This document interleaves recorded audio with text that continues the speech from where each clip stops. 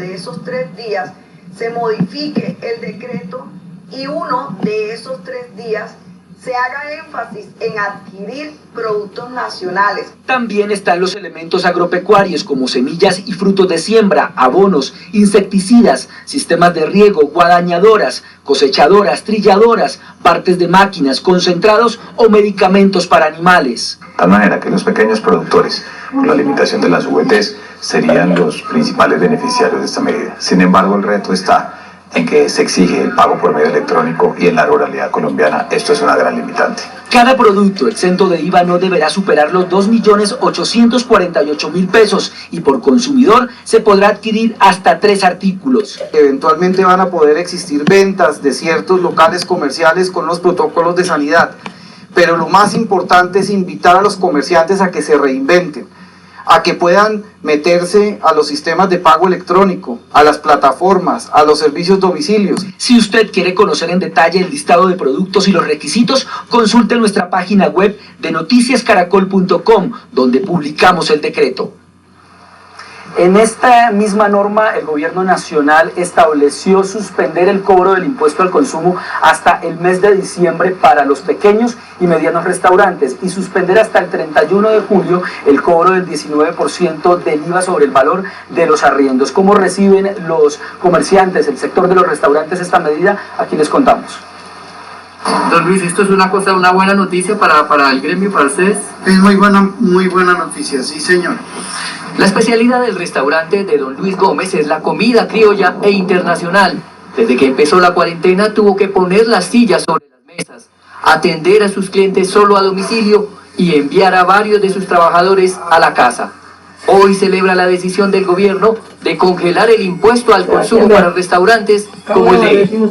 Muy positivo. A los comerciantes hay que apoyarlos porque nosotros las MIPYMES aportamos un granito de arena siempre grande a la economía nacional con los empleos que generamos. El impuesto al consumo que congeló el gobierno hasta el 31 de diciembre significa un 8% para los restaurantes. Según este gremio, eso representa sobre las ventas mensuales unos 1.200 millones de pesos. Trae 2 beneficios directos a la industria gastronómica. El primero, un hipoconsumo de 0% hasta diciembre, que beneficia principalmente a los clientes de los restaurantes. El segundo es que nos alivia el peso del 19% del IVA a los arriendos.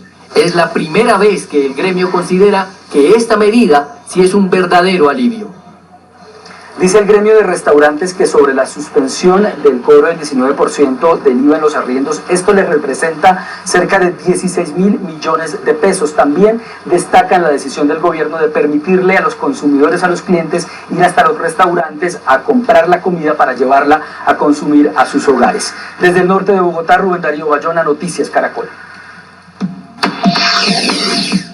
¿Va a aprovechar los 3 días sin IVA para hacer compras? Cuéntenos en @noticiascaracol qué artículos piensa adquirir. 12:41 de la tarde. Sigue siendo noticia la decisión de la Corte Constitucional de conceder una tutela al exministro Andrés Felipe Arias para que su condena a 17 años por el caso de Agroingreso Seguro sea revisada por la Corte Suprema de Justicia. Rocío Franco, ¿qué otros aspectos se conocieron de esta trascendental sentencia? Pues que si bien es cierto, beneficia al exministro Andrés Felipe Arias, se va a extender a personas que tengan su misma condición. Son 3 requisitos: que sea aforado, es decir, que sea un alto funcionario del Estado, congresista, ministro, militar, específicamente general, y que también no haya podido impugnar esta determinación, pero ante todo que esté privado de la libertad.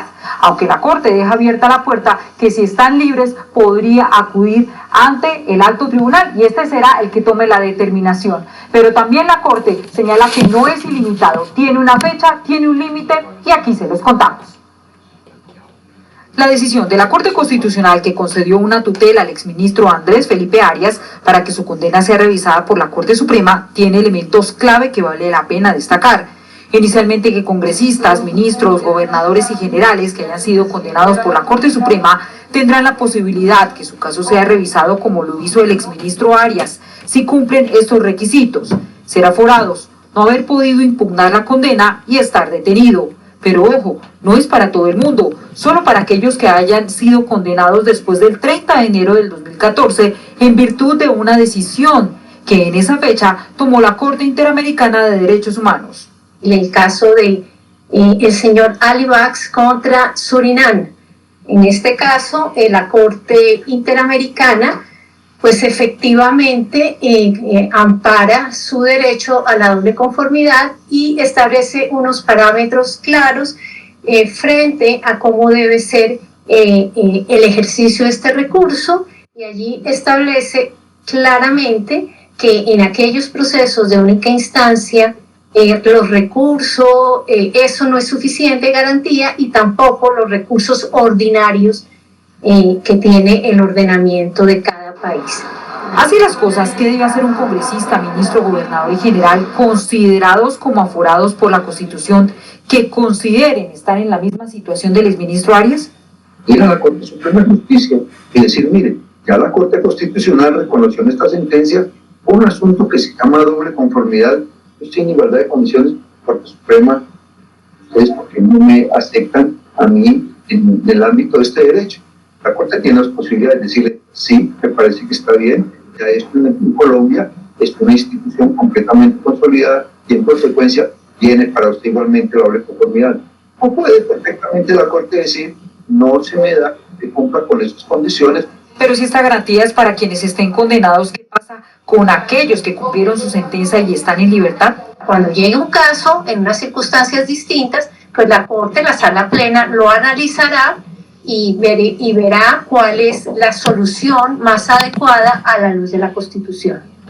Otro aspecto clave en el fallo de la Corte Constitucional es que mientras se surte el proceso de revisión, la persona condenada debe seguir detenida y no se reviven las prescripciones para estos procesos. La Corte Constitucional ha señalado que en estos casos la Corte Suprema de Justicia, cuando haga la revisión, debe ser plena, no es solamente de forma ni de fondo, debe llegar a las pruebas, pero también le ha llamado la atención al Congreso de la República para que regule esta materia, ya se lo había pedido hace más de un año. Rocío Franco, Noticias Caracol. Rocío, gracias por la información de este fallo trascendental. Y tras esa decisión de la Corte, que como lo dijo Rocío, le permite al exministro de Agricultura, Andrés Felipe Arias, impugnar su condena de 17 años, queda un gran interrogante. ¿Cuáles son los escenarios que él tiene ahora? ¿Quiénes van a decidir su suerte? Mónica García. Vanessa, será la Sala Penal de la Corte Suprema de Justicia la que se encargue de revisar esa sentencia en contra del exministro de Agricultura Andrés Felipe Arias, y serán o tendrían más bien que ser magistrados completamente diferentes a los que tuvieron que ver con esa sentencia en el 2014. En la siguiente nota les ampliamos. Una vez se notifique el fallo, será la Sala Penal de la Corte Suprema de Justicia la que debe iniciar el proceso de revisión de la sentencia de Andrés Felipe Arias. ¿Cómo? Entrar a revisar la condena que fue impuesta en única instancia, y para ello le da un plazo de 10 días, después de que los apoderados y el condenado formulen las razones de su inconformidad. La Sala Penal entonces entrará a conformar la Sala Especial de Revisión. No se ha establecido de cuántos magistrados, pero eso sí, no deben intervenir ninguno que haya tenido que ver con la condena de Arias en el 2014. De ser así, deberán escoger con jueces, juristas que no trabajan en la Corte, pero sí están inscritos para dirimir ese tipo de situaciones. Lo único a lo que tiene derecho el exministro es a pedir que se efectúe esa revisión del fallo correspondiente. Y esto lo puede hacer una corte integrada, por ejemplo, por conjueces, para que no participen aquellos que pudieron tener alguna participación en la adopción del fallo inicial. Pero como puede ocurrir que existan magistrados que han participado o pudieron haber participado en la decisión de 2014, pues deberán declararse impedidos, por supuesto, y en su reemplazo deberán designarse conjueces de la lista de conjueces de la Corte Suprema de Justicia. La decisión que tomen esos magistrados o conjueces pueden ir en tres sentidos. Confirmar la decisión de tal manera que la condena quede en firme con la cuantía que se señaló originalmente. En segundo lugar, que la Corte encuentre necesario revocar la decisión y declarar la inocencia de quien originalmente fue condenado. O el tercer camino es que se confirme la condena, pero que se reduzca la sentencia y que incluso se valore si ya el cumplimiento de la pena que se ha verificado hasta el momento le permite a la persona obtener su libertad. No se sabe aún cuánto tiempo podrá tomar todo este proceso de revisión de la sentencia de Andrés Felipe Arias. Recordemos que la Corte Suprema de Justicia tendrá que ser notificada para iniciar este trámite de revisión, pero que además los abogados de Andrés Felipe Arias tendrán que presentar unos argumentos sobre sus inconformidades frente a esta sentencia. Desde el norte de Bogotá, Mónica García, Noticias Caracol. Mónica, gracias. Y como es un fallo de la Corte Constitucional, pues hay otras personas que podrían verse beneficiadas por esa decisión. Vamos a ver esta lista. La Corporación Excelencia a la Justicia hizo un filtro de 39 personas que cumplen esas 3 condiciones de las cuales habla el fallo y que nos dijo Rocío hace un momento: que sean aforados, que no estén libres y que no hayan podido impugnar sus casos. Veamos algunos de los rostros más visibles. Arrancamos con esto. Del carrusel de la contratación en Bogotá, el ex senador Iván Moreno Rojas tiene, digamos, esos requisitos y por lo tanto podría buscar también esa segunda opción. Otro de los casos tiene que ver con la Yidis política. Recuerden ustedes que la Yidis política fue la entrega de dávidas a la excongresista Yidis Medina para que ella apoyara el proyecto de reelección presidencial inmediata. Fueron condenados por la Corte Suprema de Justicia en el 2015, entre otros ellos, los exministros Sabas, Pretel de la Vega y Diego Palacio, y quien fuera secretario de la Presidencia de la República de esa época, Alberto Velázquez. Ellos tienen, digamos, esas condiciones que los llevan a poder buscar esa segunda instancia. Seguimos con el caso DAS. Entrarían ahí el exsecretario de Presidencia Bernardo Romero y los exdirectores del DAS, María del Pilar Hurtado y Jorge Noguera Cotes. Ellos tienen esas condiciones de las que estamos hablando también. Por parapolítica hay varios episodios, pero nos quedamos con con el del ex senador Miguel de la Espriella. La parapolítica, recuerden, fue cuando la Corte Suprema condenó a más de 60 congresistas y gobernadores del país por sus alianzas con grupos paramilitares. Les ponemos como uno de los casos más relevantes. También está quien fuera el director de Fiscalías de Antioquia, Guillermo León Valencia Cosio. Por el caso de Luis Carlos Galán, que es el magnicidio, el exdirector del DAS, Miguel Maza Márquez, cumple esas 3 condiciones de las cuales habla la Corte Constitucional. Si hablamos también del cartel de la toga, entrarían el exfiscal anticorrupción, Luis Gustavo Moreno, y el exgobernador de Córdoba, Alejandro Lions. Los dos se encuentran en Estados Unidos. El uno trabajando con las autoridades estadounidenses, Alejandro Lions, y el otro extraditado por corrupción, aún habiendo sido fiscal anticorrupción. Y cerramos con el caso de Bernardo Miguel Elías, también conocido como el Ñoño Elías, que fue gobernador, es uno de los senadores, uno de los varios senadores y políticos que podrían verse también cobijados por este fallo. En el caso de él en particular, está condenado por el episodio de Odebrecht. Noticia en desarrollo en Noticias Caracol. A las 12:51 ampliamos la noticia con la que iniciamos esta emisión, y es el accidente aéreo ocurrido en la ciudad de Karachi, en Pakistán, donde un avión se estrelló pocos minutos antes de aterrizar. Hasta el momento han recuperado 40 cuerpos, pero también hallaron un sobreviviente. Una gran explosión paralizó a los habitantes de un barrio de Karachi cercano a la cabecera de la pista del aeropuerto de Jinnah. Cuentan que los muros de varias casas se agrietaron y se desplomaron. Una gigantesca columna de humo no permitía dimensionar el desastre. Un Airbus 320 con 91 pasajeros y 7 tripulantes a bordo se había estrellado en la zona residencial. El combustible que quedaba dentro de los tanques del avión, al explotar, generó además varios incendios. El aparato, según la aerolínea, estaba a punto de aterrizar cuando se estrelló entre las casas. Los servicios de rescate y los habitantes de la zona alcanzaron a sacar a personas con vida dentro de los hierros retorcidos del avión, al tiempo que los bomberos intentaban extinguir las llamas. Al menos 3 de los pasajeros fueron rescatados con vida y se encuentran estables en hospitales. Otros 8 heridos, vecinos de la zona, han sido trasladados con quemaduras severas en su cuerpo. El capitán alcanzó a advertir antes del impacto que la aeronave estaba en emergencia. El último mensaje que escuchamos del piloto fue que el avión tenía un problema técnico. Se le informó que ambas pistas estaban listas para la aproximación final y que podía aterrizar en cualquiera de ellas, pero el piloto decidió que quería dar la vuelta. ¿Por qué decidió esto? ¿Cuál fue el problema técnico? Lo sabremos cuando llegue a Karachi dentro de poco. Los vuelos comerciales en Pakistán se habían reanudado hace tan solo unos días tras estar paralizados por la pandemia del COVID-19. El accidente coincide con la preparación en todo el país de la celebración del final de la festividad musulmana Ramadán, que lleva a muchos pakistaníes a regresar a casa para celebrar con sus familias. Lo último en Noticias Caracol. 12:53 y mucha atención porque se confirma el contagio de 20 habitantes de la calle en Bogotá por COVID-19.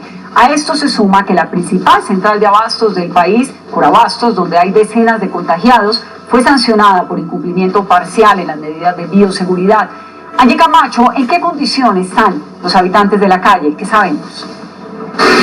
Vanessa, lo primero que hay que decir es que las autoridades sanitarias de Bogotá detectaron los casos luego de que se hiciera un testeo cambuche por cambuche, especialmente en el centro de Bogotá. De allí, 25 pruebas dieron resultado negativo, pero 20, por el contrario, y ahí es cuando se encienden las alarmas en la capital, dan resultado positivo. En este momento se encuentran todos en etapa de aislamiento, en cuarentena, pero además asistidos por un seguimiento epidemiológico que hace la Secretaría de Salud de Bogotá.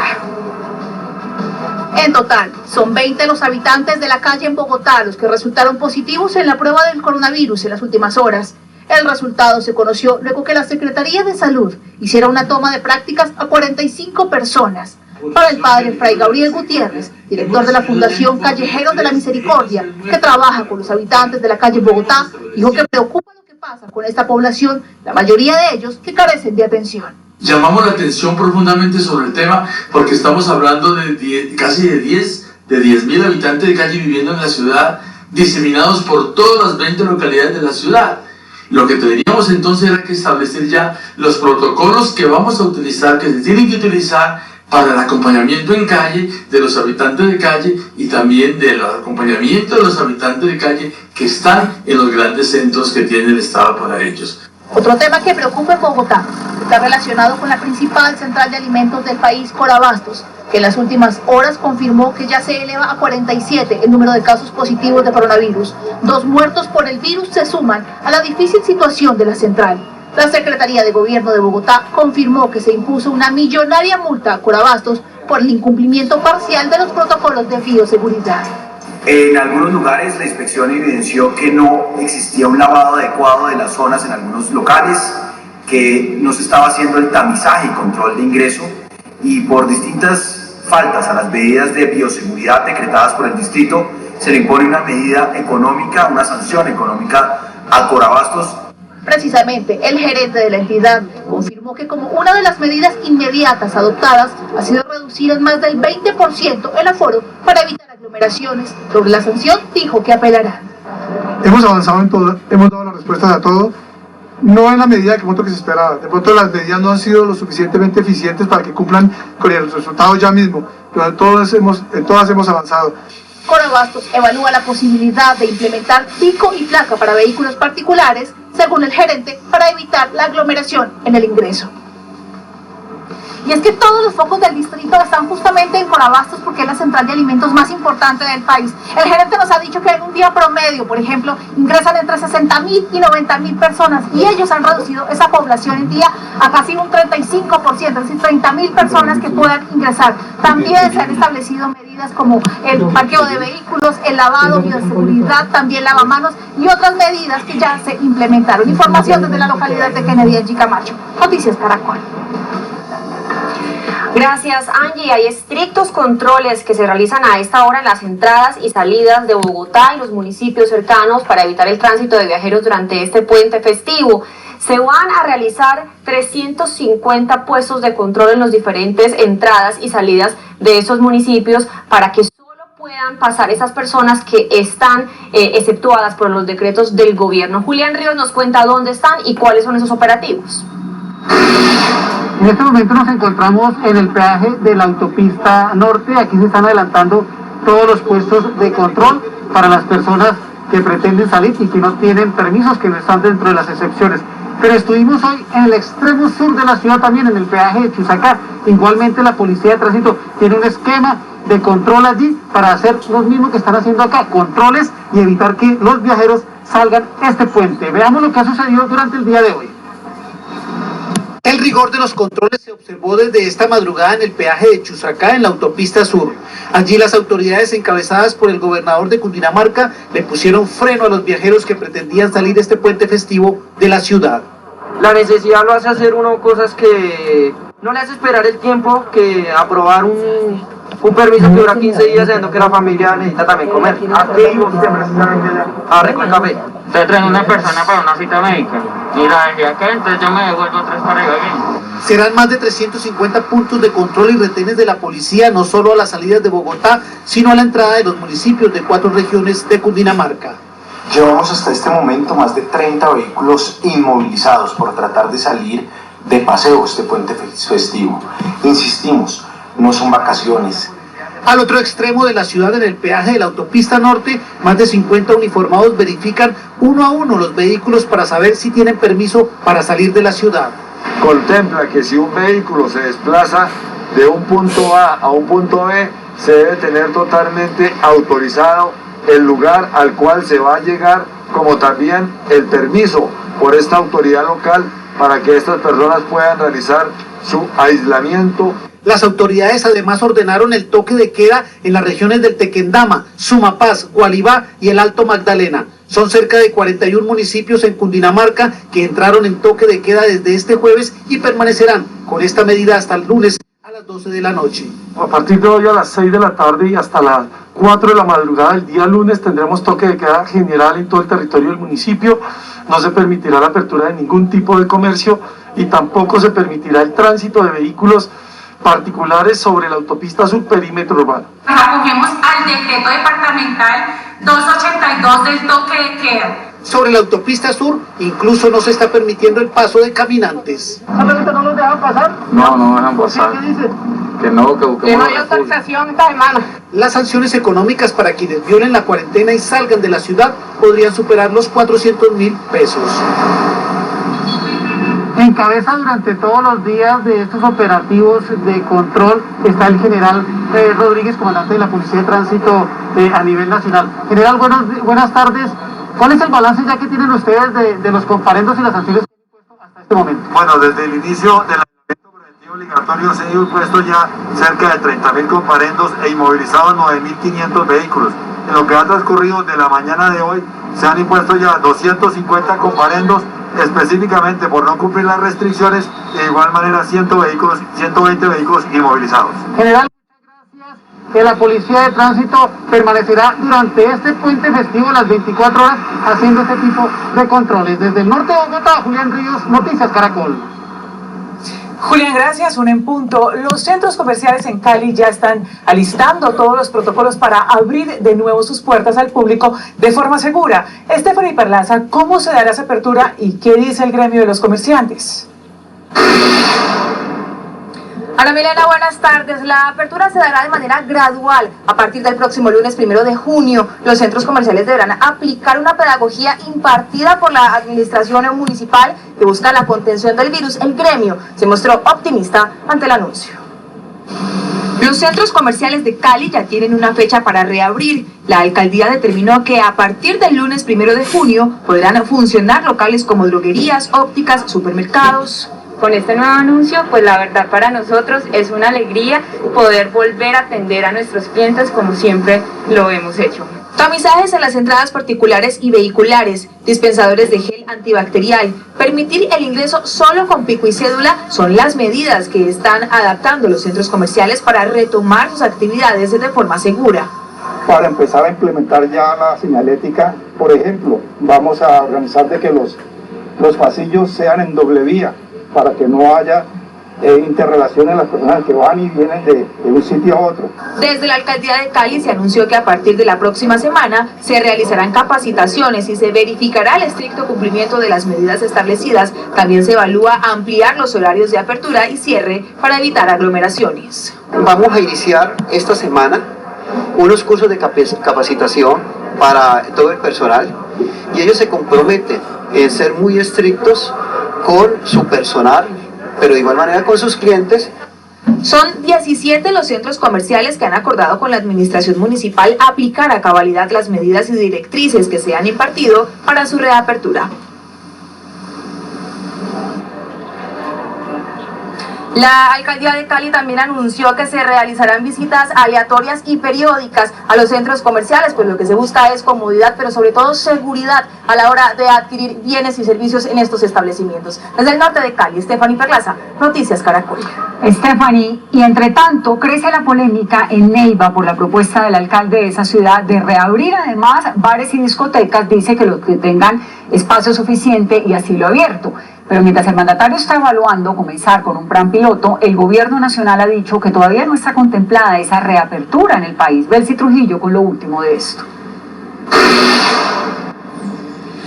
Pues lo último en esta polémica en la que el alcalde de la ciudad de Neiva ha dicho que avanza en la proyección y también en la creación de medidas que le permitirían abrir bares, discotecas, plazoletas de comida y juegos de azar.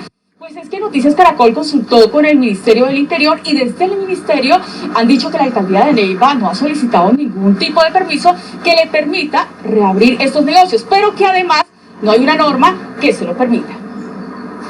La reapertura de bares y discotecas en Neiva sería en los establecimientos que prestan sus servicios al aire libre para evitar que las personas estén aglomeradas y lograr una organización que permita el distanciamiento social. De esta forma lo dio a entender el alcalde de la ciudad. Mesas que estarían enmarcadas en un área de 2x2, o sea 4 metros cuadrados, donde en la mitad de la mesa, hay 2 personas, máximo, no habrá pista de baile. El alcalde de Neiva manifestó que los próximos días se realizará un simulacro para conocer la manera en la cual empezarían a funcionar estos sitios en la capital del departamento del Huila. Además, aseguró que los protocolos se están elaborando en compañía y con el asesoramiento del ministerio. A uno lo eligen es para buscar alternativas. Todo esto lo sabe el ministerio. Nosotros hemos ido paulatinamente mandando la información al ministerio. Estos sitios ofrecerían servicio hasta las 10 de la noche. Va a ir escalonadamente abriéndose cada uno de los espacios del sector de la gastronomía y el entretenimiento. Por ahora iniciamos con el tema de las terrazas. Y aquí no solamente estamos enfrentando la pandemia del coronavirus, estamos enfrentando la pandemia del hambre, de la desocupación, o sea, el desempleo. En la ciudadanía, las opiniones están divididas.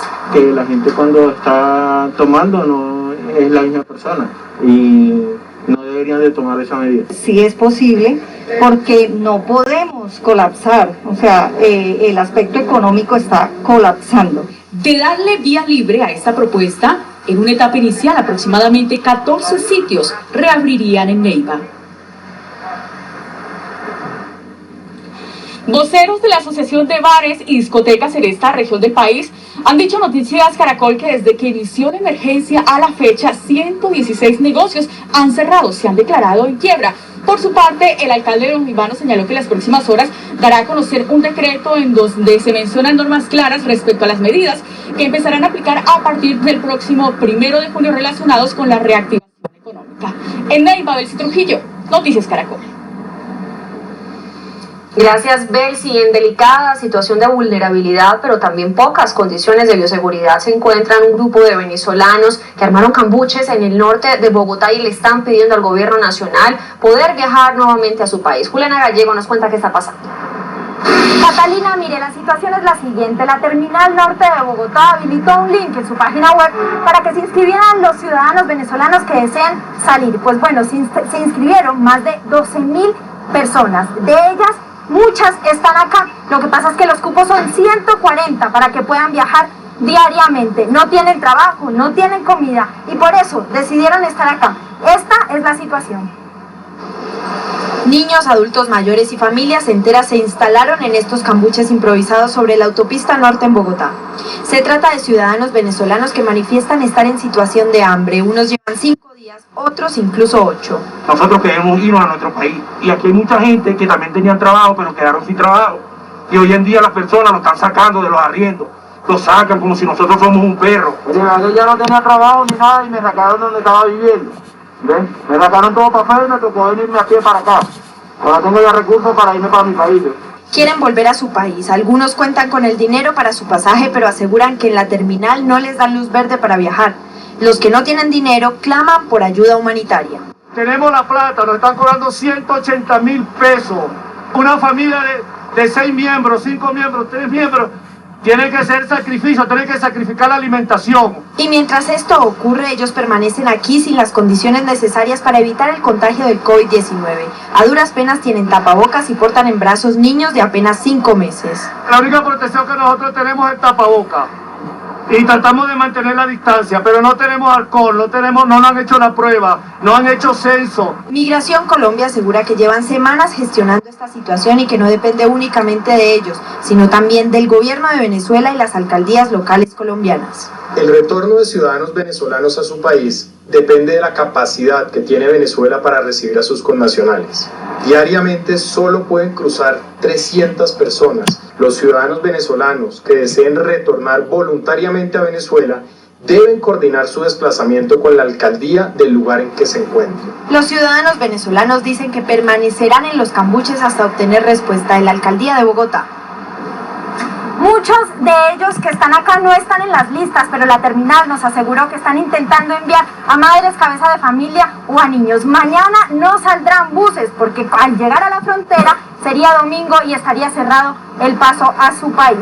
Continuarán acá hasta que tengan una respuesta del Estado. Desde el norte de Bogotá, Juliana Gallego, Noticias Caracol.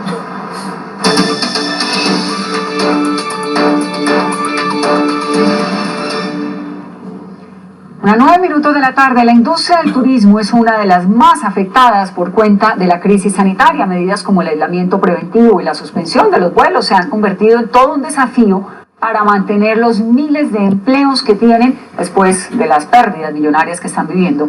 Andrea Restrepo, ¿cuánto ha perdido el sector del turismo y qué ha hecho el gobierno para ayudar? Buenas tardes, pues las pérdidas del sector hotelero ascienden a los 2 billones de pesos en lo que va de este confinamiento obligatorio. Los representantes del sector señalan que esta crisis está acabando con empleos y el desarrollo económico y social que ha generado la hotelería y el turismo en el país, un sector económico que venía con muy buenas cifras desde el año pasado y hasta antes de la llegada del COVID-19. Ahora piden al gobierno medidas de apoyo a largo plazo. Hoy la crisis sanitaria ha dejado playas desiertas, hoteles, agencias de viajes y aerolíneas paralizadas, con disminución de sus ventas en más de 80%. Estamos pendientes de tener una reunión con el gobierno y plantearle un programa de trabajo en el largo plazo. Creemos que la industria del turismo no se va a regresar a los niveles que conocimos en diciembre del año pasado, antes del segundo semestre del 2022. Hemos tenido las agencias de viajes que suspender contratos.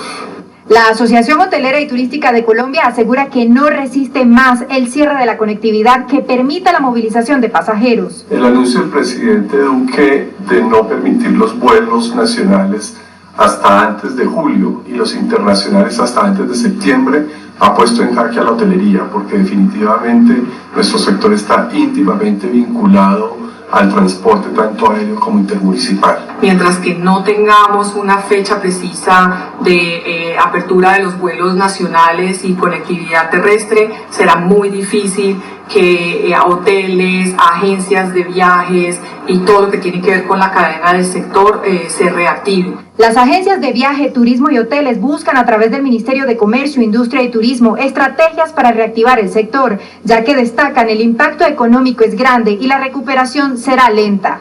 Por ahora los hoteles continuarán cerrados, solo están operando los que tienen huéspedes de largas estadías o están pasando cuarentena preventiva por llegar de viaje en alguno de los vuelos humanitarios y otros ya cuentan con personal médico como parte del programa Por los que nos cuidan, pero la ocupación hotelera hoy no alcanza ni el 3% del total nacional. El sector del turismo le pide al gobierno que defina una ruta de inicio de actividades y esas medidas de alivio a largo plazo, ya que es mucho lo que se ha perdido en productividad, tomando en cuenta que este sector de alojamiento, restaurante, transporte, esparcimiento, recreación y agencias de viaje representa cerca del 8% del empleo nacional. Desde el norte de Bogotá, Andrea Restrepo, Noticias Caracol. Andrea, a propósito del tema de Santa Marta, el gremio hotelero intenta convencer a las autoridades locales para que les deje abrir sus puertas en un proceso gradual, esto con la implementación de los protocolos de bioseguridad. En la ciudad, más de 3.000 habitaciones son desinfectadas para los turistas. Wilton de Farías, ¿cómo se sienten los hoteleros allí?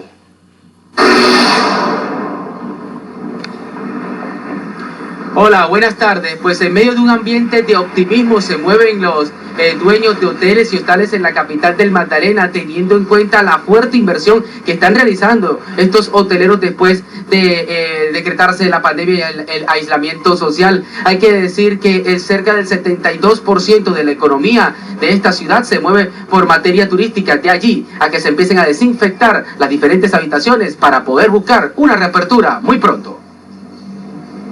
La reactivación del sector hotelero en Santa Marta ha comenzado con la capacitación en medidas de bioseguridad a todo el personal que labora en los centros de hospedajes. Son más de 10.000 empleados los que volverían a sus labores. Iniciamos un proceso de capacitación donde estamos guiándolos para que aprendan todos los protocolos que debemos seguir para el cuidado, obviamente, de nosotros, de las otras personas. Son cerca de 3.000 habitaciones y más de 9.000 camas las que se están poniendo a punto en la ciudad de Santa Marta para reabrir los hoteles. La idea es que lo más pronto posible con este proceso de desinfección se pueda recibir a cientos de turistas. Y con lo que entra al hotel lo mismo, tiene un proceso de desinfección, también pues hay una inversión en tapabocas, caretas, guantes para todo el personal, o sea, todas las áreas están siendo protegidas. Adicional en las habitaciones también tenemos un proceso de desinfección. De hallarse un caso sospechoso de COVID-19, el hotel tendrá una zona para aislar al turista, mientras lo reporta a las autoridades. Si se llega a detectar a alguien con un COVID o simplemente con un IRA, que es una infección respiratoria aguda, tenemos ya que buscar su ARL o su EPS si es un huésped y aislarlo, obviamente. El gremio también trabaja en una campaña para llamar la atención de los turistas. Esta implementación la estamos haciendo a través de un sello denominado Juntos contra el COVID-19, una iniciativa de Cotelco, para que todos nos preparemos y le demos la tranquilidad y la confianza a nuestros turistas. Son cerca de 22.000 empleos directos e indirectos los que se reactivarían con la reapertura de los hoteles.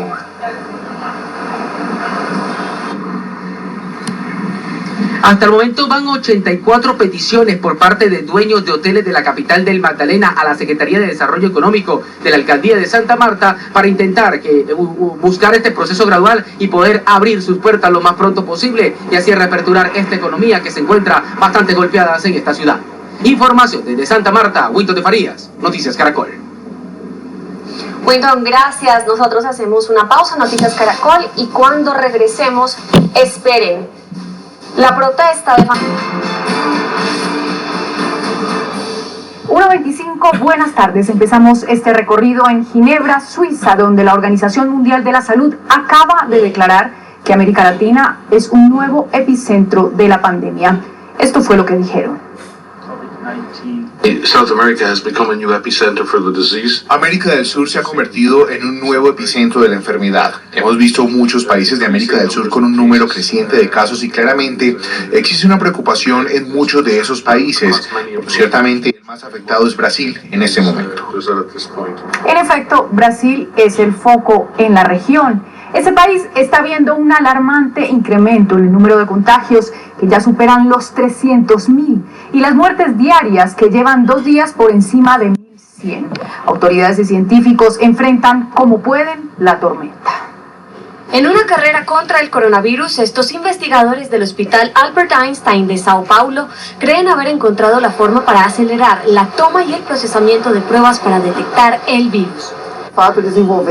Hemos desarrollado la primera técnica en el mundo que utiliza parte del ADN para diagnosticar COVID, utilizando un método que potencialmente se puede hacer a gran escala y que será mucho más eficiente que otras pruebas para ese tipo de diagnóstico.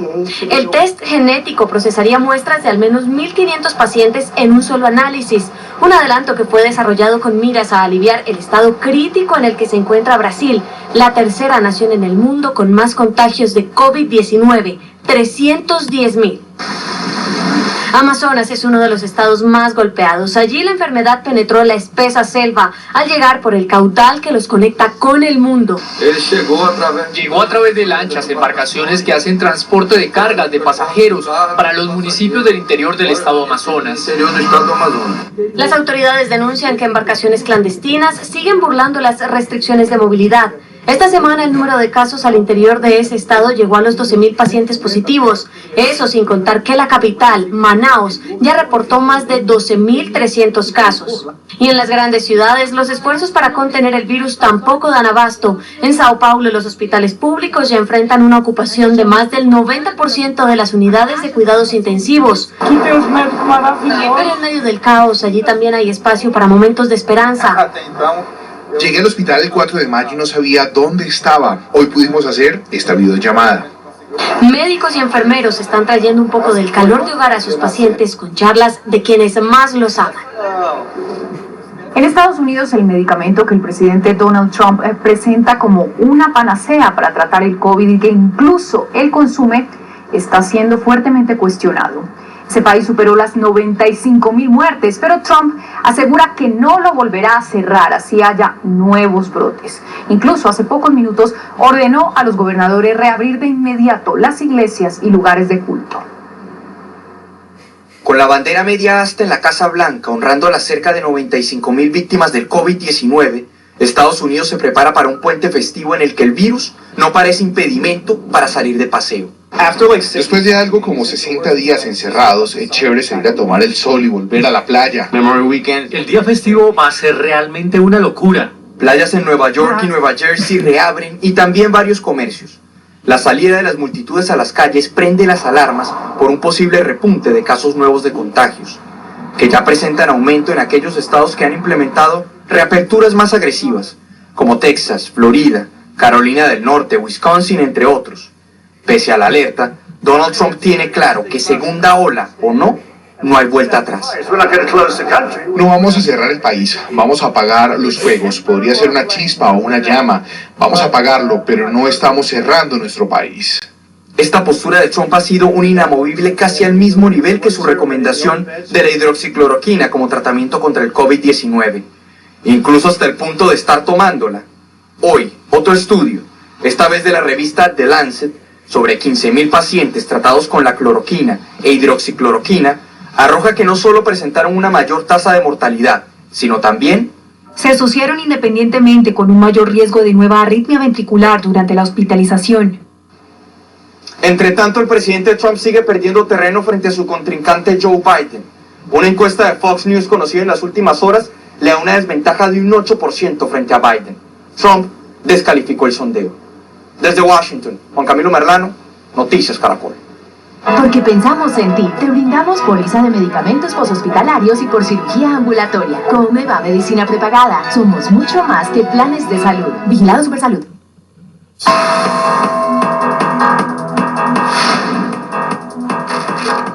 Buenas tardes, bienvenidos a las noticias en un 2x3. Comenzamos con el alto comisionado para la paz, Miguel Ceballos, que se refirió al borrador de decreto publicado por el Ministerio de Justicia que establece beneficios económicos y jurídicos para integrantes de grupos armados organizados que busquen el tránsito a la legalidad. Hay que siempre preservar la vida, preservar la familia, y este es un instrumento muy importante para ello. Invitamos a todos los colombianos a hacer sus observaciones y sugerencias frente a este decreto y hacemos de nuevo un llamado a aquellos que hacen parte de todos los grupos armados para que den el tránsito a la legalidad, para que den el tránsito a la vida y para que de verdad pasemos la página de la violencia para siempre. 4 detenidos en la estación de policía de Fusagasugá se fugaron en las últimas horas. Según el alcalde de ese municipio, los sujetos se evadieron cuando la policía salieron a atender una revuelta en medio de la plaza de mercado. Entre los prófugos están John Gordo, alias Beneco y alias Johnny. Rompieron la puerta donde estaban y se fugaron. Estas 4 personas fueron perseguidas, 2 de ellas fueron recapturadas y las otras 2 personas estamos en una búsqueda de ellas. Es importante recalcar que se ofrece, digamos, dinero, recompensa por la captura de esos 2 sujetos. En San Pablo, sur de Bolívar, en medio de la cuarentena y de un paro armado, se llevó a cabo el funeral de un señalado jefe de la guerrilla del ELN abatido recientemente en un bombardeo de la Fuerza Aérea Colombiana. En varios videos quedaron registradas las imágenes de decenas de personas acompañando el sepelio de alias Gallero, ex integrante de la Dirección Nacional del ELN. De fondo, en el cortejo fúnebre se escuchan rancheras y hasta pólvora. El Consejo de Estado ha recibido más de 1.200 solicitudes de trámites durante la crisis sanitaria. Uno de los trámites es el control inmediato de legalidad de los actos generados por el presidente Iván Duque Márquez en marco de esta emergencia social, económica y ecológica decretada por la pandemia. A pesar de la suspensión de términos en medio de la crisis, han recibido también para trámites 550 acciones de tutela y 640 controles inmediatos de legalidad y 16 acciones de habeas corpus. Monseñor Héctor Fabio Henao de Pastoral Social hizo un llamado a la solidaridad con los reclusos y empleados penitenciarios en el país en medio de la emergencia sanitaria, sobre todo en las ciudades donde ya se han detectado casos de COVID-19. Hace un llamado para que todos veamos a quienes están en las cárceles, seamos sensibles frente al drama que están viviendo y los visitemos en nuestra solidaridad. Y en este sentido, primero, llama a la solidaridad de todo el país con las personas privadas de la libertad, sus familias, el personal administrativo, la guardia y quienes tienen la responsabilidad de atender a esta población. El Consejo Superior de la Judicatura prorrogó la suspensión de términos judiciales. La medida se extiende hasta el próximo 8 de junio de este año. Esta medida ordena mientras la Judicatura anuncia un plan gradual y progresivo de normalización de los servicios judiciales en el país que se implementaría a partir de esa fecha en Colombia.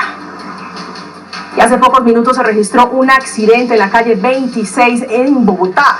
El conductor de esta camioneta rompió cerca de las instalaciones de RTBC, Sistema de Medios Públicos, y terminó deteniéndose contra el letrero de concreto del organismo. Al parecer, el exceso de velocidad habría sido la causa del aparatoso accidente. El implicado resultó ileso. Y para el cierre, estos 2 datos. A pesar de la emergencia sanitaria, 23 toneladas de aguacate saldrán de Colombia hacia Shanghái. Y 2, la incautación de la DIAN, que dice que reportó más de 100.000 unidades de confección que fueron incautadas por la entidad, que estima que valen más de 1.500 millones de pesos. Feliz tarde. Noticia en desarrollo en Noticias Caracol.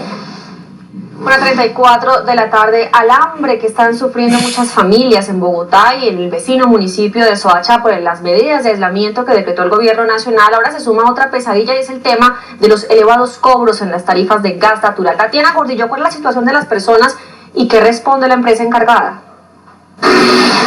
Catalina, televidentes, pues hay 2 quejas alrededor del consumo del gas natural y de su facturación. Una es de las personas de zonas residenciales quienes dicen que en el cobro del mes de mayo no creen que haya habido un verdadero promedio del consumo de los últimos meses, sino un aumento desmedido. Y 2, quienes están en zonas comerciales que aseguran que sencillamente no han utilizado el gas natural durante la pandemia y sin embargo se los están cobrando. La empresa Avanti, responsable de suministrar ese gas natural en Bogotá, aseguró que efectivamente para mayo no se está haciendo ningún promedio, sino que se está haciendo el consumo real. Incluso dijo que a las viviendas han sido visitadas por los técnicos quienes han verificado la medición. El trapo rojo en la ventana y la factura de gas en las manos son hoy por hoy las señales que evidencian el drama y la angustia que pasan muchos ciudadanos en época de pandemia. A la falta de alimentos se le suman los elevados costos de la factura del gas natural que para el caso de Norberto Gutiérrez subió de 12.000 a 40.000 pesos en el último mes. No ha llegado nada de mercado, pero recibos sí caros. En nosotros nunca nos había pasado esto. Siempre de ahí no pasaba de 12.000 pesos. Pero él no es el único que hoy no tiene plata para la comida ni para el gas. El recibo del gas llegó por 75.000 pesos, que no se justifica porque ahí hay una sola estufa y no se cocina sino para 3 personas, y eso, si desayunamos no almorzamos y si almorzamos no comemos. La situación hizo que los habitantes de Soacha, en Cundinamarca, salieran a protestar. Observen, por ejemplo, el consumo de esta factura. Pasó de 38.000 pesos a más de 120.000 pesos en un solo mes. La curva evidencia un incremento exponencial y parece no representar el promedio de los meses anteriores. Se quintuplicó. Ellos dicen que promedian los consumos de 6 meses anteriores. ¿Cuál es la fórmula matemática que ellos están utilizando? Para el caso de dueños de negocios cerrados durante la pandemia, el cobro puede verse aún más injusto porque en realidad están pagando por algo que no recibieron. Antes de empezar la pandemia se venía consumiendo 1.100.000 y se cierran las válvulas en su totalidad, lo que yo asumo y sé que muchos asumían o pensaban lo mismo, que la factura iba a llegar en cero. Banti, la empresa responsable del cobro, dice que sus técnicos fueron a tomar las correctas mediciones del consumo en establecimientos comerciales. ¿Qué pudo haber pasado en el caso del señor Sosa? Que cuando fuimos a tomar la lectura no se tuvo acceso al medidor por estar cerrado o con candado. Es una excusa que no tiene fundamento, que no tiene peso, porque el contador siempre estaba en el mismo sitio y ha estado en las mismas condiciones. Para el reclamo sobre las zonas residenciales, Banti dio otra respuesta. Por haber realizado este promedio, ahorita la factura de mayo llegó por un mayor valor. Y también entendemos que tal vez este gasto no estaba previsto. Aún así, si usted considera que el consumo no corresponde a la medición, puede enviar una foto de su medidor y si se halla alguna inconsistencia, Banti se comprometió a hacer la corrección en la factura. La foto del medidor es para el caso de quienes se les logre comprobar que efectivamente hay una irregularidad en esa facturación. Pero para quienes se logre demostrar que la factura fue completamente justa, aún así las personas no tengan con qué pagarlo, dice Banti, podrá pedir que su pago sea diferido a varias cuotas, a más de 36 cuotas sin hacer ningún tipo de solicitud. Desde el sur de Bogotá, Tatiana Gordillo, Noticias Caracol. Tatiana, gracias. Y todo parece indicar que los hombres serían más vulnerables que las mujeres a las complicaciones del COVID-19. Cada vez se va conociendo más sobre este virus. Doctora Fernanda, ¿qué tan cierto es esto? ¿Qué dice la ciencia? Hola Vanessa, muy buenas tardes para todos. Ojo, el contagio no discrimina y tanto hombres como mujeres se infectan por igual. Sin embargo, desde el comienzo de la pandemia en China se ha llamado la atención que ellos son significativamente más propensos a padecer los efectos graves del COVID y los fallecimientos de varones llegan incluso a duplicar el de mujeres en algunos países. Miren cómo ha sido aquí en Colombia. De 18.330 casos confirmados hasta este momento, 55.6 corresponde a hombres y 44.3 a mujeres. Pero al ver la distribución de los 652 fallecidos, la diferencia por género aumenta. 61.2 son varones y 38.8 son mujeres. Inicialmente se pensó que estaría relacionado con el mayor consumo de tabaco de los señores en China o con el hecho de que no se lavaran las manos adecuadamente, pero parece que el tema va más allá y hay varios grupos investigándolo. Con el paso de los días han surgido otras posibles explicaciones, hormonales, genéticas y hasta la presencia de una proteína que tiende a ser más alta en los hombres. Hoy, uno de los temas de investigación sobre el COVID tiene que ver con la diferencia en la gravedad de la infección entre hombres y mujeres. Aunque los datos epidemiológicos es todavía con algo de incertidumbre porque estamos hasta el inicio de la pandemia, sí se afecta mayor la población masculina que la femenina. Independiente de la edad, es necesario saber si ser hombre es un factor de riesgo significativo. Son varias las explicaciones por el cual en el género masculino se ve más afectado. Una es el tipo de trabajo que involucra mayor movilidad y probablemente mayor interacción con personas y mayor exposición al virus. La segunda es que la prevalencia de la enfermedad cardiovascular es más frecuente en los hombres. También se estudia si los niveles de una enzima involucrada en la entrada del virus a las células tiene un papel relevante para la gravedad en hombres. Muchos investigadores han pensado incluso en las hormonas femeninas como un factor protector. Se ha planteado hipótesis de una mayor protección por los estrógenos en la población femenina. Sin embargo, la susceptibilidad es de todos y todos debemos cuidarnos. Tal vez las complicaciones serán mayor en las poblaciones masculinas, pero todos somos susceptibles y todos nos podemos complicar. Por eso, en materia de prevención, nadie debe relajarse. Seamos hombres o mujeres, todos debemos mantener las 3 reglas básicas: alejamiento físico, higiene de manos y usar un cubrebocas para las actividades cotidianas constantemente. Así, hombres y mujeres, vamos a ser menos susceptibles a que el coronavirus llegue a nuestros cuerpos. Y si mantenemos una salud física sana, responsable y bien cuidada y bien controlada, vamos a tener una disminución en la probabilidad de complicaciones por la COVID-19. Será necesaria más evidencia científica al respecto para saber a ciencia cierta por qué el nuevo coronavirus mata a más hombres que mujeres, como lo han venido mostrando las estadísticas. Ustedes seguirán encontrando mucha información sobre este y otros temas en las redes, en internet. No nos apresuremos a sacar conclusiones. El conocimiento se va construyendo para entender mejor lo que sucede y así tomar mejores acciones y decisiones basadas en conocimiento. Por ahora mantengamos todas las medidas de protección. Aquí nadie es invulnerable.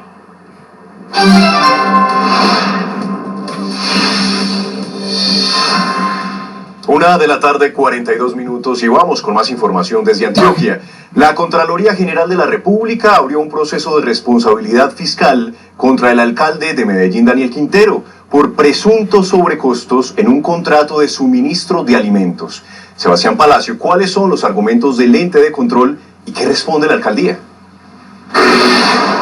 Andrés, ¿qué tal? Muy buenas tardes. Mire, después de la denuncia realizada por un concejal de la ciudad de Medellín, donde denunciaba presuntos sobrecostos en los contratos para adquirir la alimentación de los niños más vulnerables de la ciudad de Medellín, la Contraloría puso la lupa en este caso y evidenciaron algunas presuntas irregularidades. Por ejemplo, hicieron el ejercicio con algunas cadenas importantes, grandes cadenas de mercado en el país, y por ejemplo estos kits, según la Contraloría, valdrían aproximadamente 18.000 pesos. En este caso del contrato de la Alcaldía de Medellín son por 32.500 pesos. Tratamos de hablar con el alcalde de la ciudad y nos dijeron a través de su equipo de comunicaciones que solamente lo iba a hacer a través de Twitter, donde aseguró que está dispuesto a entregar toda la información pertinente para que las autoridades continúen con las investigaciones.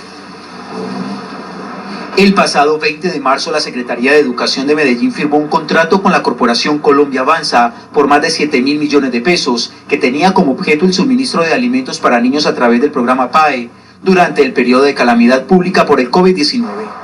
A este contrato la Contraloría le puso la lupa y abrió un proceso de responsabilidad fiscal contra el alcalde Daniel Quintero por 942.750.372 pesos de presuntos sobrecostos. Las 5 capitales con valores más altos en sobrecostos son, en su orden, Medellín, Cali, Sincelejo. De acuerdo con la Contraloría, se evidenció que el valor por kit alimentario fue de 26.423 pesos, además de la logística y transporte, que dieron un total de 32.500 pesos por kit. La denuncia fue realizada por el concejal de Medellín, Alfredo Ramos. Encontramos que había unos precios que si uno va a un mercado, cualquiera puede ser un mercado de 18.000 pesos, o si va a uno un poco más elegante puede estar alrededor de los 26.000 pesos, esto incluyendo el IVA. Para el ente de control el sobrecosto sería del 19%. Buscamos al alcalde Daniel Quintero y desde su oficina de prensa aseguraron que solo se pronunciará a través de Twitter, donde indicó que el pasado 6 de abril solicitó a entes de control auditar todas las acciones en el marco de la emergencia. Además, puntualizó que con transparencia, efectividad y diligencia afrontan este reto. Hay que tener en cuenta un tema. La empresa contratista tiene que sacar unos gastos de administración, el transporte a donde se llevaron estos kits alimenticios y los descuentos. La medida cobija a la secretaria de Educación de Medellín, la asesora jurídica de esta cartera y contra el representante legal de la corporación. 1:45 de la tarde, las CIAs, como son conocidas, no descartan también poder poner su lupa sobre otros contratos de la Alcaldía de Medellín. Los municipios de Girardota, Abejorral y Sabaneta también están en medio de esta investigación. Desde la capital del departamento de Antioquia, Sebastián Palacio, Noticias Caracol. Con Office tienes el mejor software contable en la facturación electrónica integrada, automática y sin intermediarios. Somos proveedores tecnológicos autorizados. Simple, Office. Cuando regresemos en Noticias Caracol, les vamos a contar cuáles son las 2 nuevas UPZ o zonas de Bogotá que entrarán en alerta naranja por el alto riesgo de contagio de coronavirus. Les explicaremos también cuáles son las medidas tomadas por la Gobernación de Bolívar y por la Alcaldía de Cartagena para frenar los contagios y los fallecimientos por COVID-19. Y esto les mostraremos cómo fue capturado por el alto nivel de contagio de coronavirus, el alto riesgo. Se trata de la UPZ Ciudad Jardín en la localidad de Antonio Nariño y la UPZ Carvajal en la localidad de Kennedy. Freddy Guerra nos cuenta qué está pasando allí. ¿Se están tomando todas las medidas de precaución y autocuidado? Catalina, así es, están tomando todas estas medidas, los ciudadanos son conscientes de la situación, porque según la Secretaría de Salud, en estas 2 zonas hay 113 casos de COVID-19 confirmados, pero se le está haciendo seguimiento a 50 personas más que estuvieron cerca a estos 113 casos confirmados de coronavirus. María Bareño sale cada 4 días a mercar. La soledad por estos días de cuarentena se nota en su mirada y hasta en su forma de caminar, acompañada sola de su bastón. Tengo hijos, pero los tengo lejos. Tengo una esposa de 78 años y lo tengo enfermo de cáncer de próstata. Ella es consciente de que se encuentra en zona de alerta naranja y que por su edad además no debería estar en la calle, pero dice que si no sale por comida, nadie lo hará por ella. Yo me desinfecto cuando salgo, me aplico el alcohol, me fumigo bien y cuando entro a mi casa hago lo mismo. En el mismo sector los negocios cumplen con las restricciones. Desde el balcón de su cafetería, Lisette Fitzgerald nos explica que pese a la crisis es necesario reforzar las medidas de bioseguridad para evitar contagios. Por eso atiende también a domicilios. Yo abrí mi negocio, que es el que está aquí atrás, es un café, lo abrí hasta esta semana, pero yo estuve guardada desde que comenzó el simulacro. El recorrido continúa, la gente permanece en sus casas y al llegar a este punto, cerca a la URI de Kennedy, donde ya van 26 casos positivos de COVID-19, las medidas se refuerzan. ¿Hacia dónde estoy directorio? ¿Cuál empresa? ¿Colabora con el carnet de Mías del Foro? La UPZ Carvajal está demarcada con estos carteles. Tanto habitantes como comerciantes viven con las dificultades de estar en una zona de alto riesgo de contagio, pero son conscientes de que las medidas hay que respetarlas, porque como dice doña María, prima la vida y no importa la edad, sino saber llegar a ella. ¿Ya donde mi hijita me ve? Tengo 18 niños, pero a la inversa. ¿Entiende qué le estoy diciendo? ¿No? 81. Precisamente ella también, los vecinos, hablamos con muchas personas en el sector, son conscientes de esta situación y es por eso que van a estar estos 14 días de intervención por parte de la Secretaría de Salud, atendiendo lo que ellos dicen, sus medidas de bioseguridad. Desde el suroccidente de la capital, Freddy Guerra, Noticias Caracol.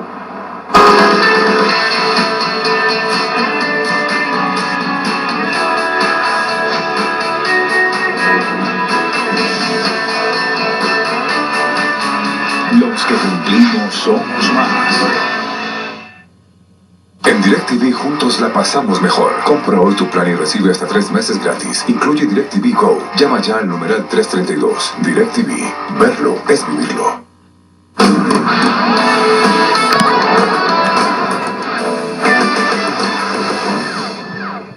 Colombia, muy buenas tardes, bienvenidos todos a los deportes y muy preocupados están los hinchas del River Plate de Argentina con la continuidad de Santos Borré. Recordemos que los derechos deportivos del delantero de la selección Colombia están divididos, 50% son del Atlético de Madrid y 50% del River Plate de Argentina. Hoy se conocieron detalles de todo su contrato.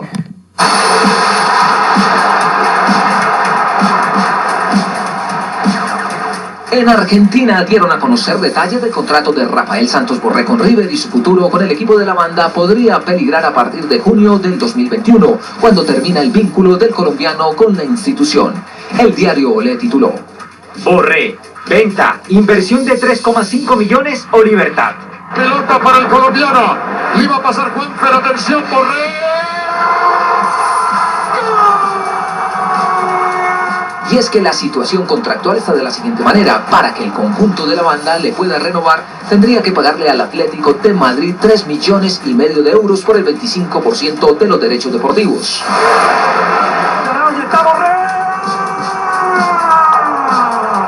Y si por alguna circunstancia ni River ni Atlético hacen uso de la compra, una de las figuras del conjunto de Núñez quedaría como jugador libre. También se conoció que para evitar que un tercero entre en la operación y quiera al futbolista, existe una cláusula en la cual se tendría que pagar una suma de 30 millones de euros. Santos Borré, tasado en 14 millones de euros, está de moda. Sus 38 goles con River en 3 años tienen pensando a la dirigencia y muy alerta al equipo español, que ve en el costeño una buena oportunidad de negocio. Y seguimos en territorio argentino. Complicado el panorama para Sebastián Villa. Ya los medios de comunicación afirman que el colombiano no seguirá en la institución, mientras que Jorge Bermúdez, secretario técnico del equipo ceneice, se refirió al caso Edwin Cardona.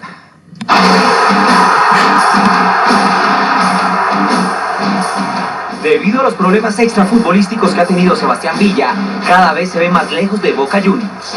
Así lo confirma la prensa argentina. Lo más probable es que Villa no vuelva a jugar con la camiseta de Boca, por lo menos en este corto mediano plazo. A esto se le suma la portada de hoy del diario Olé, con el siguiente titular: de la Boca para afuera. Todo apunta a una inminente salida del club. ¡Cardona! ¡Gol! Otra realidad es la de Edwin Cardona, actual jugador del Tijuana de México, pero con pasado ceneice. El volante sigue siendo tema obligado en las rondas posteras. Jorge Bermúdez, secretario técnico de la institución, dejó claro que Cardona aún les interesa. Es un jugador trascendente para el fútbol suramericano. Ya tuvo la oportunidad de estar en nuestro club, dejó muy buenos recuerdos. Nosotros lo vemos como una posibilidad importante. Hay que ver muchos detalles en los cuales pueda o no pueda ser parte de nuestra institución. Edwin estuvo a punto de retornar a Boca en enero, pero problemas familiares no se lo permitieron. El volante entre el 2017 y 2019 salió campeón de Supercopa y Superliga con el equipo de la mitad más uno.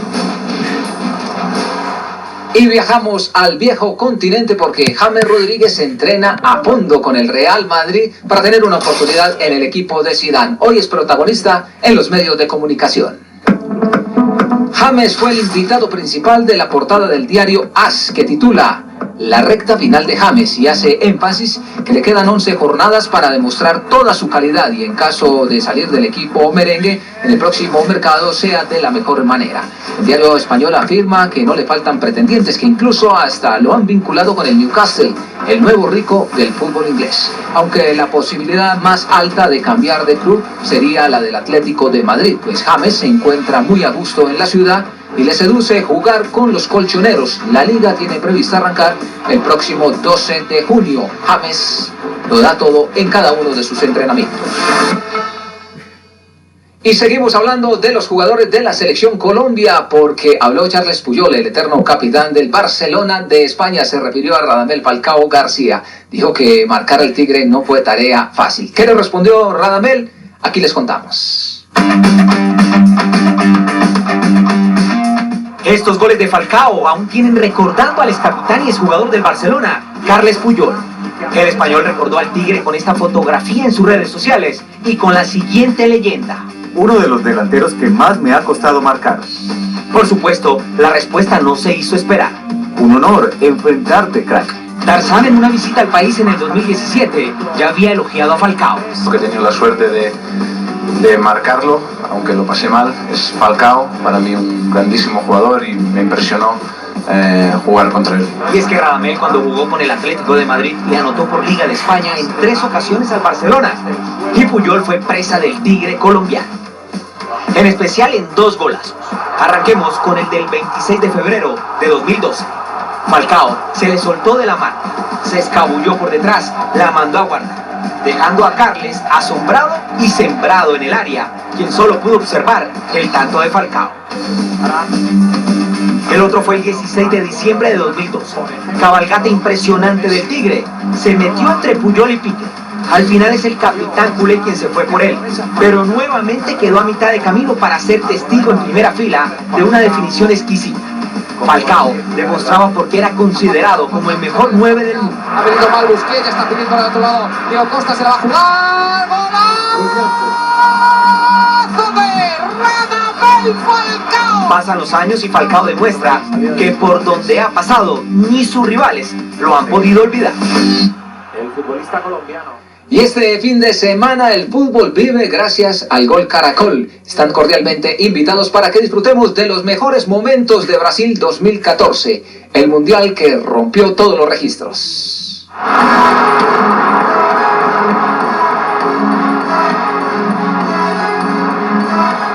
El Gol Caracol los invita a viajar en el tiempo. En 2014 lo vivieron en la tribuna. Llevaron con orgullo los colores de la selección. Fueron los aficionados colombianos los que despertaron con su alegría y la admiración del Mundial de los Récords. 32 días de fútbol, 64 juegos en la 20ª edición de las Copas del Mundo que dejó 171 goles. Los van a revivir uno a uno, bien explicaditos, igualando a Francia en las Copas del Mundo, con más abrazos de alegría en la historia. La cuarta corona de Alemania, por primera vez un colombiano máximo goleador en el torneo de selecciones. Tantas historias que se contaron, marcas que se dejaron en su momento, como la del portero Farid Mondragón, que en ese mundial era el jugador más veterano a los 43 años en actuar en un partido de la Copa del Mundo. También por primera vez, 3 técnicos colombianos dirigieron en una Copa del Mundo. Pinto el que más lejos llegó, con Costa Rica a cuartos de final, donde además avanzó históricamente la selección Colombia, guiada por Peckerman. La goleada 7-1 de Alemania a Brasil, más que una derrota, una humillación futbolística que duele en el corazón brasileño. Y luego Holanda le marcaba 3 más en el partido por tercer y cuarto puesto. Esto y mucho más en el especial de Brasil 2014, este sábado a partir de las 10:15 por el Gol Caracol. Y para despedirnos, 2 noticias rápidas. La primera, la Roma, según la prensa italiana, estaría interesada en los servicios del jugador Santiago Arias del Atlético de Madrid, que no es tenido en cuenta por el Cholo Simeone, mientras que se conoció que hoy en México los torneos quedaron suspendidos, tanto en la rama masculina como en la femenina, y no habrá ningún campeón. De esta manera, llegamos al final de la información deportiva, deseándoles a todos ustedes una feliz tarde. Presentamos las nuevas carnes marinadas Ranchera. Deliciosas carnes para disfrutar cualquier día de la semana. Hacemos una pausa, pero cuando regresemos a Noticias Caracol, primero en Noticias.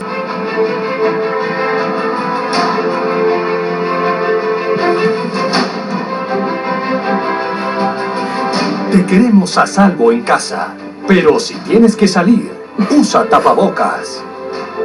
Por ti, por mí y por todos los colombianos.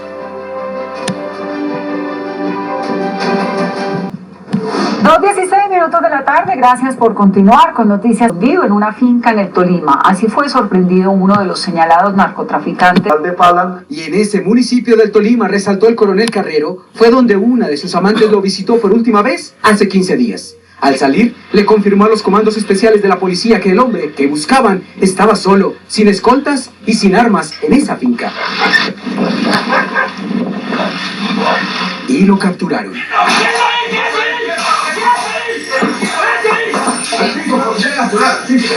Jairo Leal Aroca, alias Wilson, el cual fue ubicado en zona rural de Falan, en una finca estratégicamente ubicado donde le garantizaba totalmente seguridad y estaba con su compañera sentimental.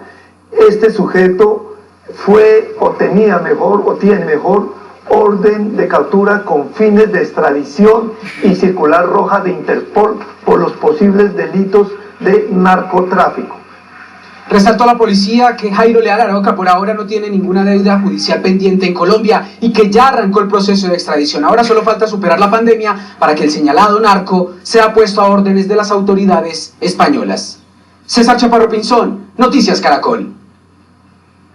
Se acerca el plazo para que las FARC entreguen la totalidad de los bienes declarados para reparar a las víctimas del conflicto. De acuerdo con el gobierno, que del billón de pesos reportado, la antigua guerrilla solo ha entregado cerca de 3.000 millones de pesos. Las víctimas aseguran que esto es un claro incumplimiento a los acuerdos. En 2017, las FARC prometió entregar cerca de 1 billón de pesos para reparar a las víctimas, representados en dinero en efectivo, caletas, oro, inmuebles, semovientes, vehículos, entre otros. De ese dinero se descontaron 500.000 millones, constituidos en carreteras, puentes, campañas de vacunación, que no son para la reparación de las víctimas. ¿Qué queda? De los otros 500.000 millones restantes, las FARC al día de hoy han entregado cerca de 3.000 millones de pesos, representados en divisas, semovientes, inmuebles, oro y dinero en efectivo. Y el resto, para las víctimas, esto es un incumplimiento a lo acordado. Entre esos encontramos que tenían una cantidad de 700 o algo más de inmuebles, de los cuales solamente han entregado 8, y de esos 8, 7 han sido declarados baldíos. Por lo tanto, en realidad no se ha reportado nada. Señalan que lo único que necesitan es reparación. Lo único que necesitan es que sean reparadas. Ellas necesitan medidas de satisfacción y de reparación que no han recibido. Y pues en general también afecta a todo Colombia, porque eso es un incumplimiento del acuerdo de paz. Rodrigo Londoño, presidente del partido FARC, dijo que no hay interés del gobierno en la recuperación de los mismos. A la firma del acuerdo dispusimos de la entrega total del patrimonio producto de la economía de guerra, situación que no fue correspondida por el gobierno al no interesarse por garantizar efectivamente su recuperación material. Las FARC propuso la creación de una comisión para tomar posesión de dichos bienes. El gobierno respondió: no necesitamos crear un comité tripartito, nosotros necesitamos que las FARC cumplan con sus obligaciones y nosotros a nuestro turno estamos en capacidad de poder cumplir lo que le corresponde al gobierno. Las FARC tienen hasta el próximo 31 de julio para entregar la totalidad de los bienes de la extinta guerrilla. De lo contrario, deberán enfrentarse a sanciones ante la JEP. La alcaldía de Manizales autorizó un número importante de vendedores informales a salir de nuevo a trabajar en sus ventas ambulantes. José Fernando Berrío nos cuenta más sobre esta decisión. Las calles del centro de Manizales prácticamente se inundan de nuevo con el comercio informal. En la última semana son cerca de 600 los vendedores ambulantes que han salido, como dicen ellos, casi que obligados a vender sus productos. Las obligaciones no les dan espera, deben de pagar arrendamientos de vivienda y también servicios públicos. Por eso se someten a las normas y a las reglas que entrega la administración a través de la Secretaría de Medio Ambiente, para tomar todas las medidas de precaución y para vender solo productos de primera necesidad. Para que ejerciéramos nuestra actividad dentro de unos parámetros como es la venta de perecederos, artículos de primera necesidad y productos COVID. Fuera de ello, debemos de conservar los protocolos de bioseguridad y la distancia social. La alcaldía entregó solamente 150 permisos para vendedores ambulantes. Ha dicho que será gradual la presencia del comercio atendiendo a las normas nacionales. Información en Manizales, José Fernando Berrío, SR Noticias Caracol.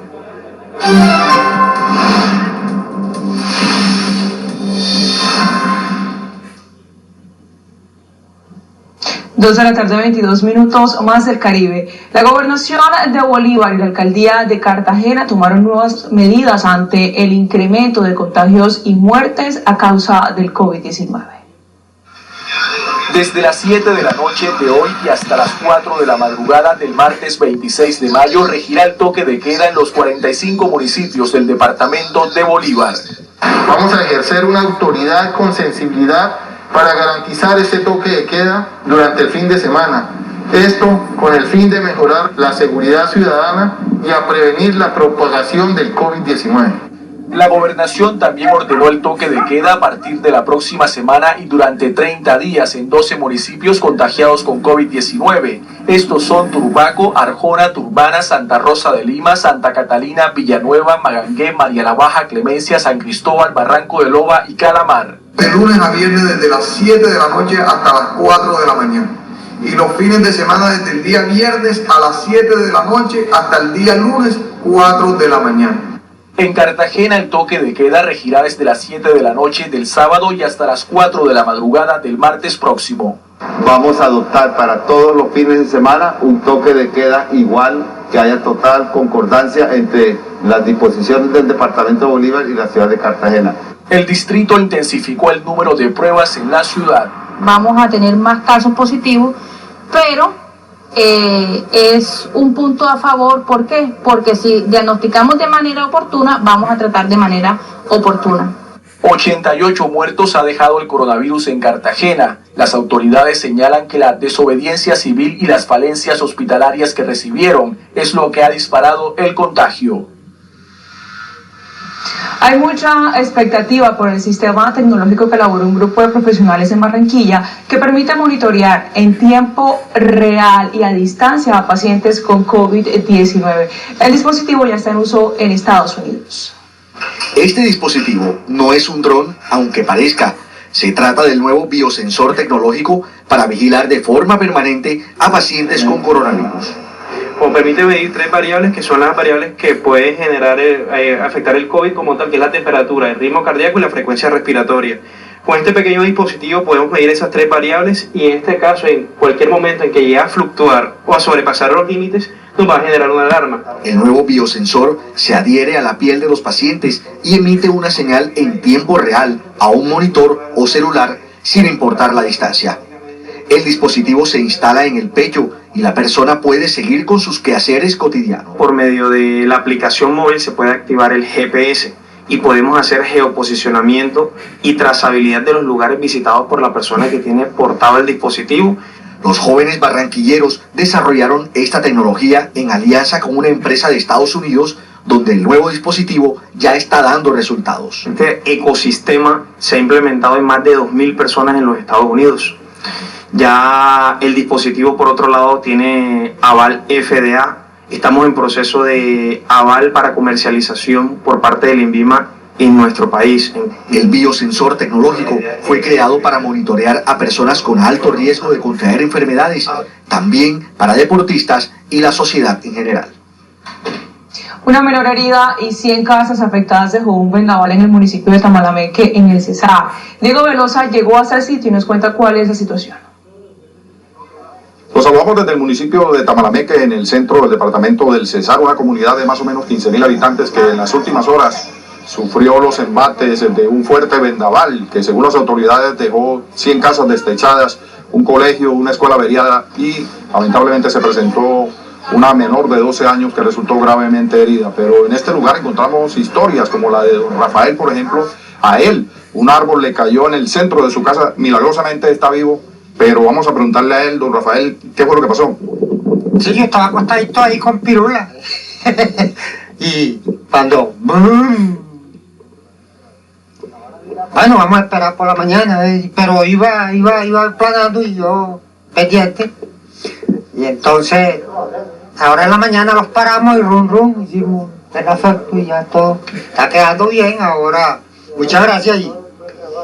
Bueno, lo que cuenta don Rafael es que lo sorprendió este vendaval cuando estaba durmiendo, el árbol cayó en su techo, afortunadamente él está ileso. Las autoridades en el primer balance dicen que son 100 casas, repetimos, las que resultaron destechadas, una menor de 12 años resultó herida y un colegio y una escuela también resultaron averiados. A esta hora las autoridades hacen un balance para entregar más detalladamente un informe de lo que pasó en este lugar. Información desde Tamalameque, en el Cesar, Diego Velosa, Noticias Caracol.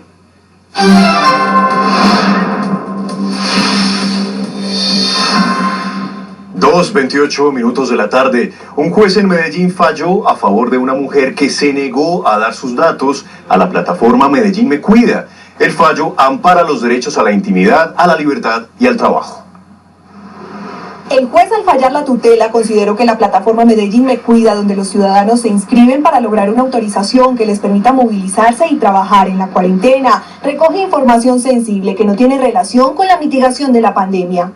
El fallo favoreció a una mujer que alegó sentir vulnerados sus derechos fundamentales al habeas data, la intimidad, la libertad y el trabajo. La ley del habeas data consagra datos personales y datos sensibles. Los datos personales son aquellos con los cuales se puede identificar a las personas, pero los datos sensibles son aquellos que afectan la intimidad del titular si son revelados. Desde el Consejo de Medellín ya se había cuestionado el proceso por considerar que no había seguridad en el manejo de datos y un posible conflicto de intereses. Dudamos mucho de que los datos de las personas de Medellín que están siendo ingresados en esta plataforma estén efectivamente bien cuidados. Nosotros le presentamos una queja disciplinaria a la Procuraduría. En la página, además de datos de identidad, teléfonos celulares y fijos y correos electrónicos, se deben referenciar patologías clínicas y datos sobre consumo de servicios públicos, mientras en los términos y condiciones de la plataforma se indica que los datos pueden ser compartidos o transferidos con fines estadísticos a quien lo requiera para mejorar y apoyar la plataforma.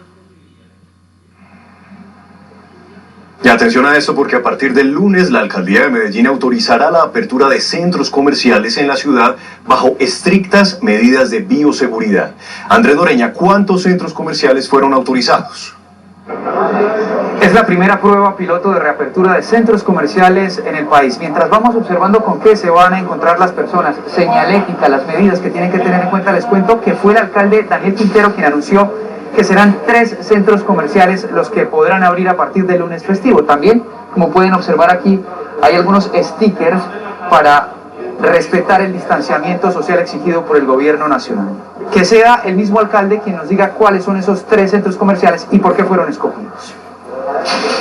Estos centros comerciales serán el Centro Comercial Oviedo, el Centro Comercial Mall La Frontera y en el centro de la ciudad el Centro Comercial Gran Plaza. Los 3 suponen contextos diferentes, uno de mall, uno de gran centro comercial y uno en el centro, lo que nos va a permitir probar esta apertura en diferentes contextos y al mismo tiempo probar tecnologías que nos permitan saber si estamos preparados y listos para una apertura mayor.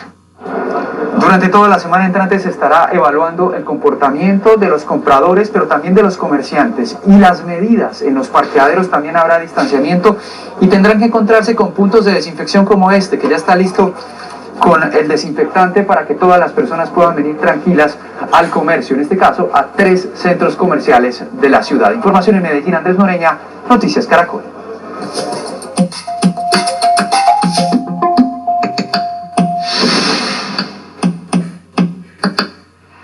Contar con unos minutos para hacer ejercicio en medio del aislamiento es muy importante para mantenernos saludables, una pausa que nos recarga.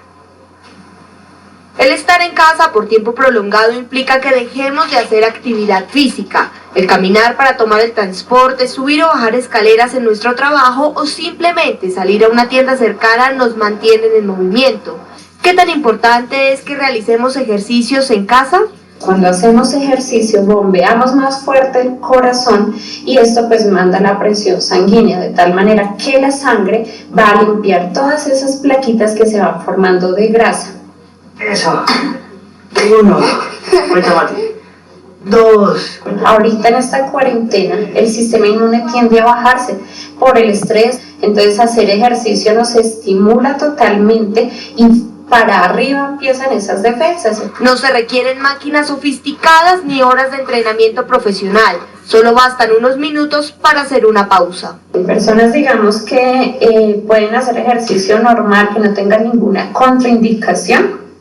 Los ejercicios van a ser pues, más de cardio para que tratemos obviamente de estimular y un poquito muscular. Hay que tener en cuenta cuál es nuestro estado físico y siempre realizar cada ejercicio de forma adecuada para no generar lesiones. Para las personas que tienen de pronto alteraciones en sus espaldas o en sus rodillas, vamos a mencionar o a mostrar unos ejercicios que son muy buenos. La idea es que los deben realizar igual por series. Realícenlos 3 veces a la semana, los pueden intercalar y nos va a ayudar también a desestresarnos y emocionalmente a estar muchísimo mejor. Pausas que definitivamente necesita nuestro cuerpo y nuestra mente para estar saludables. Medialite, patrocinador oficial del equipo olímpico colombiano.